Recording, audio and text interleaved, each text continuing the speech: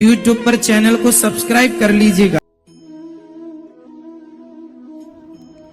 जिंदगी में कभी उदास मत होना, कभी नाराज नहीं होना। यह जिंदगी एक संघर्ष सी चलती रहेगी, बस तुम अपना जीने का अंदाज ना खोना। यदि आप चाहते हैं सभी आपसे प्रेम करें, तो प्रेम की शुरुआत पहले आपको ही करनी होगी, क्योंकि प्रकृति का नियम है, जो बोया है वो ही निकलेगा। भगवान श्री कृष्ण गीता में कहते हैं कि यहाँ सब कुछ बदलता रहता है। काल चक्र में इतनी शक्ति होती है कि वह राजा को रंक और रंक को राजा बना देता है।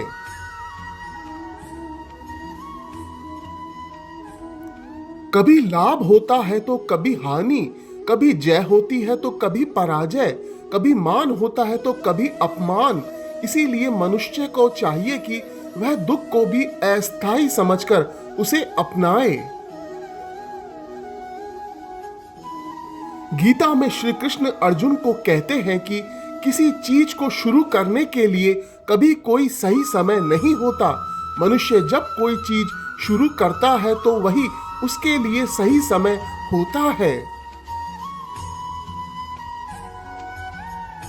ऐसे मनुष्य जीवन भर सही समय का इंतजार करते ही रह जाते हैं और कभी सफलता प्राप्त नहीं कर पाते।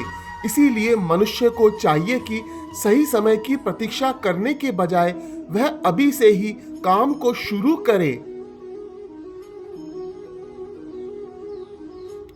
गीता में कहा गया है कि बीते कल और आने वाले कल की चिंता करना व्यर्थ है, क्योंकि न बीते हुए कल को बदला जा सकता है और ना ही आने वाले कल को देखा जा सकता है।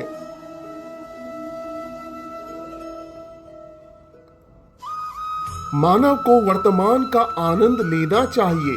भूतकाल में बीती घटनाओं को सोचकर एवं आने वाले कल की चिंता करके मनुष्य वर्तमान के सभी पलों को व्यर्थ गुजार देता है।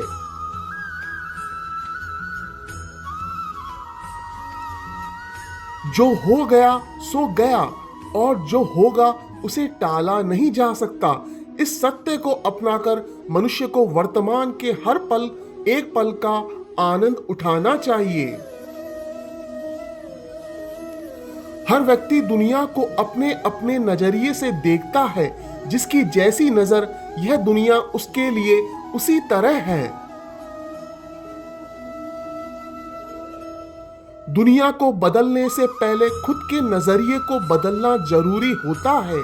जिस दिन आपका नजरिया अच्छा हो जाएगा, यह दुनिया भी आपको बहुत अच्छी लगेगी।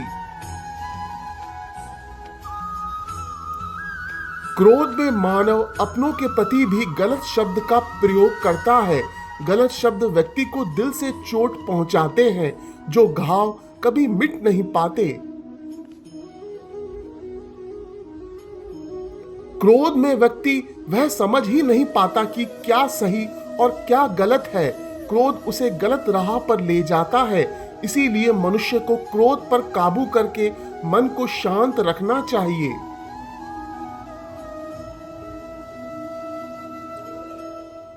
मनुष्य अगर सच्चे दिल से कर्म को धर्म समझकर कर रहा है, तो उसे एक ना एक दिन कर्म का फल जरूर मिलेगा।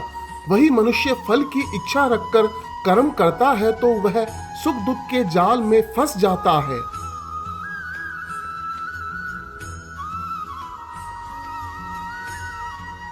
मन ही तो है जो मनुष्य में तरह तरह के भाव को उत्पन्न करता है और मनुष्य उसी के अनुसार व्यवहार करता है।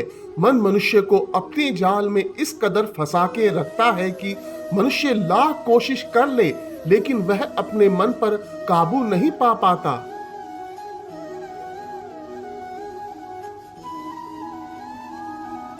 मन मनुष्य को घमंड की मदिरा पिलाकर मदहोश करने की शक्ति रखता है। मन मनुष्य को जीवन के अंत तक अपने जाल से निकलने नहीं देता, जिस कारण मनुष्य सदा जीवन के मोह माया में व्यस्त रहता है।